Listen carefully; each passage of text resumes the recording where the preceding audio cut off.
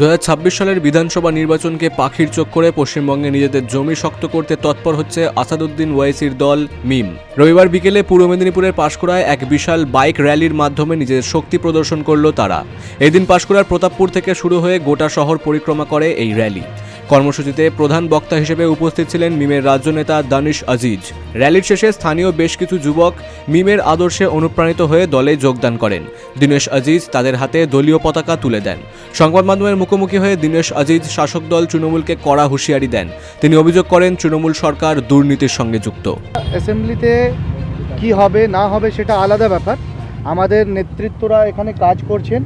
Even last but least barrister Asaduddin Owaisi সাহেবের নির্দেশে আমরা আমাদের পাঁশকুড়া অ্যাসেম্বলি নিয়ে চিন্তাভাবনা চলছে, কথাবার্তা চলছে এখানকার লিডার্সদের সাথে।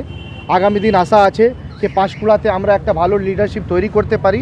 আর পাঁশকুড়ার যে পিছিয়ে পড়া লোক, SC ST মাইনরিটিস OBCর যে পিছিয়ে পড়া লোক, যে তৃণমূল কংগ্রেস বলে যে আমরা আপনাদের সাথে আছি, পাশে আছি, কিন্তু আসলে তারা সাথে নেই, পাশে নেই।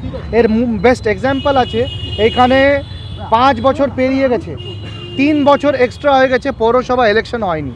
এর থেকে আপনি বুঝতে পেরে নিন যে এরা ভয় পাচ্ছে যে AIMIM জিতে না যায় পৌরসভা ইলেকশনে, AIMIM এর ক্যান্ডিডেটগুলো জিতে কাউন্সিলর না হয়ে যায়। এই জন্য এরা ভয়ে এখানে কাউন্সিলর ইলেকশন করাচ্ছে না, অ্যাডমিনিস্ট্রেশন দিয়ে কাউন্সিলর ইলেকশন চালাচ্ছে না। এরা তো অনেকবার বলে যে আমরা ডেভেলপমেন্ট করেছি, আমাদের কারোর দরকার নেই।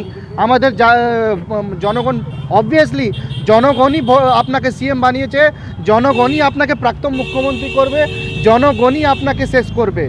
তৃণমূলের কাছে একটা বিষয় আছে, মোটা অঙ্কের ভোট, এরা হচ্ছে সংখ্যালঘু। হ্যাঁ, সেক্ষেত্রে এই মিম বা অন্যান্য যেগুলো রয়েছে দল যদি সরে যায়, তাহলে কি মনে করছে বা সরে যাচ্ছে মনে করছে? দেখুন, সংখ্যালঘু তো দায়িত্ব নিয়ে, জিম্মেদারি নিয়ে তো রাখেনি না কি হ্যাঁ তৃণমূলের বাবার যে ভোট আছে তৃণমূলকেই দেবে সংখ্যালঘুরা ভোট, বা CPMকে দেবে, বা অমুক দলকে দেবে।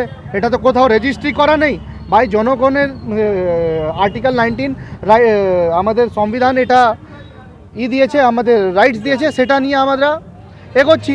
আর জনগণ কি করবে কি না করবে ওটা জনগণের উপর ছেড়ে দিন। অন্যদিকে তৃণমূল নেতা শেখ সামিরুদ্দিন এই কর্মকাণ্ডকে গুরুত্ব দিতে নারাজ। তিনি পাল্টা দাবি করেন বিহারের মতো এখানেও তারা বিজেপির সুবিধা করে দিতে ভোট কাটতে এসেছে, সাধারণ মানুষ তাদের পাশে থাকবে না। পূর্ব মেদিনীপুর থেকে প্রসূন ব্যানার্জির রিপোর্ট, বিগ নিউজ বাংলা।